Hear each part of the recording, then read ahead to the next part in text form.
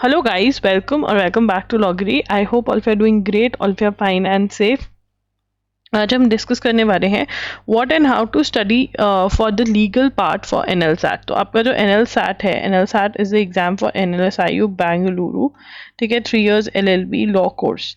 तो अगर 3 years LLB law course का आप डिटेल में जानना चाहते हो that what is the syllabus, from where you should study, what should be your resources, books, everything, तो ये सब कुछ मैंने प्लेलिस्ट में ऑलरेडी वीडियोस करी हुई हैं। और ये वाली वीडियो में हम पर्टिकुलरली लीगल पार्ट के बारे में बात करने वाले हैं in detail, in depth, so that आपको बेटर अंडरस्टैंडिंग हो कि कैसे क्या करना है।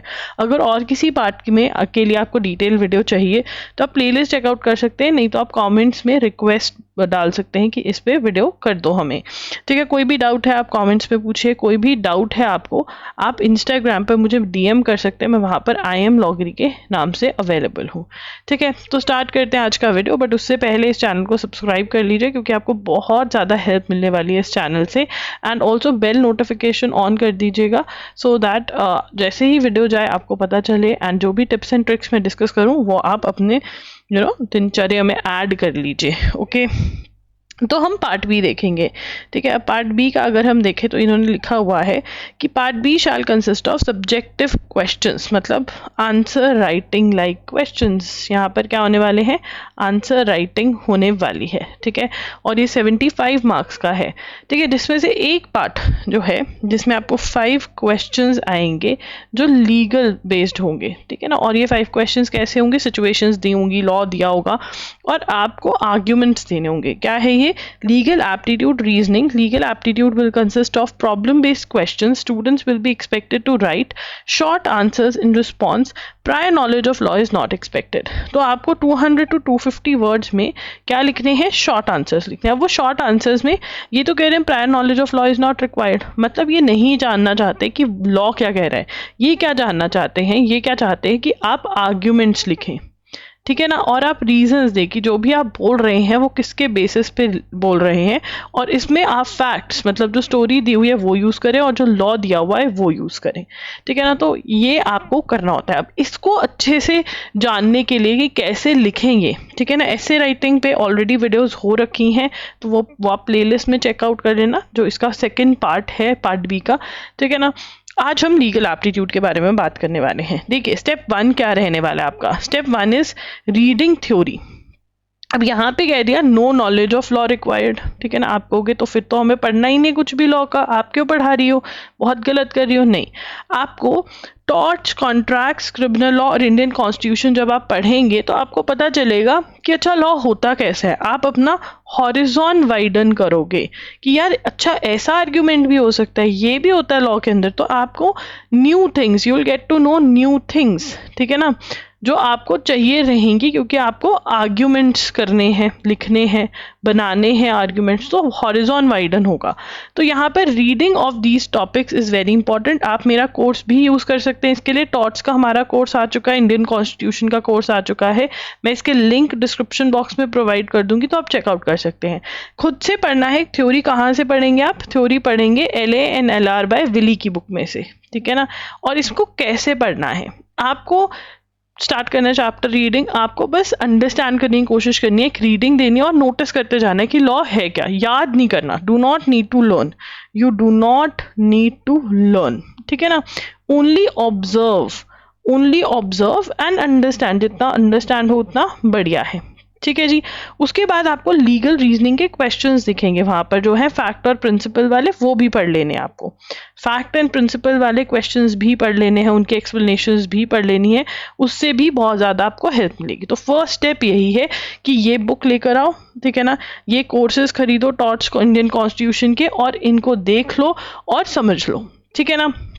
इनके नोट्स बना सकते हो तो नोट्स बना लो, कि दोबारा रीडिंग करोगे तो उतना ही बढ़िया हो जाएगा, ठीक है ना। एक रिविजन कर लो कि अच्छा हाँ ये था, याद रहता है, तो लिखने में अच्छा हो जाएगा। आई एम टेलिंग यू कि बहुत बहुत हेल्पफुल रहता है। मेरे जितने स्टूडेंट्स हैं उनको मैंने ये करवाया है और उनकी राइटिंग बहुत इम्प्रूव होती है हमेशा।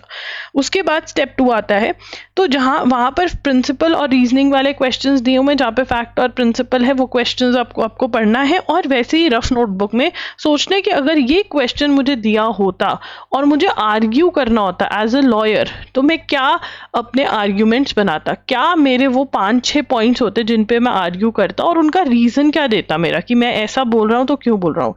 आप कोर्ट में अगर देखेंगे क्या होता है कोर्ट के अंदर, ऐसे थोड़ा ना है कि लॉयर बोल देगा हाँ ये होना चाहिए, तो जज बोलते हैं भाई क्यों होगा, कैसे।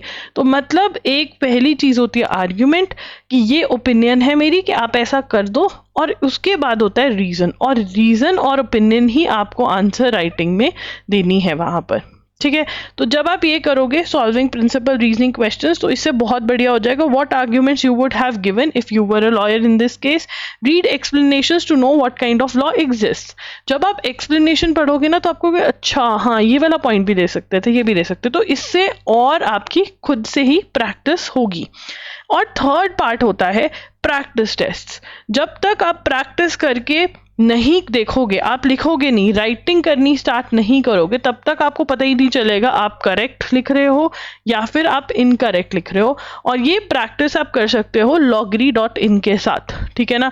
लॉगरी पर प्रैक्टिस टेस्ट अवेलेबल है, specifically for part be available है, ठीक है ना। और उसके अंदर सबसे बेस्ट पार्ट है आंसर राइटिंग कोर्स भी दे रही हूँ मैं आपको, जहाँ पर आपको बताया जा रहा है कि कैसे आपको लिखना है लीगल आंसर राइटिंग और कैसे ऐसे लिखना है। और पार्ट बी के अंदर आपकी ऐसे की भी प्रैक्टिस हो जाएगी और लीगल आंसर राइटिंग की भी प्रैक्टिस हो जाएगी। एंड जो ये प्रैक्टिस है इसमें बेस्ट पार्ट ये है कि जैसे सेकेंड थर्ड क्लास के बच्चों की notebook word to word check होती है, वैसे ही आपकी जो शीट्स हैं जो आप मुझे सेंड करेंगे, ऑनलाइन ही सारा हमने बनाया हुआ है, ठीक है सिस्टम। आप ऑनलाइन ही सबमिट करेंगे, ऑनलाइन चेक करके मैं आपको भेजूंगी। एंड उसमें सब लिखा होगा कि क्या इनकरेक्ट चीज़ें हैं, ठीक है, और उनको आप करेक्ट कैसे कर सकते हो। एवरीथिंग इज प्रोवाइडेड देयर, ठीक है ना। और मैं पर्सनली ये चेक करती हूँ, कोई और आपके आंसर्स चेक नहीं करता, I am the one who is going to check. तो मैं एक लॉयर हूँ, मैं करंट अफेयर्स भी फॉलो करती हूँ, तो वो अमेलगमेशन जो है आपको और हेल्प करता है ऐसे राइटिंग में भी और लीगल आंसर राइटिंग में भी। तो आप ये बाय कर सकते हैं, ठीक है।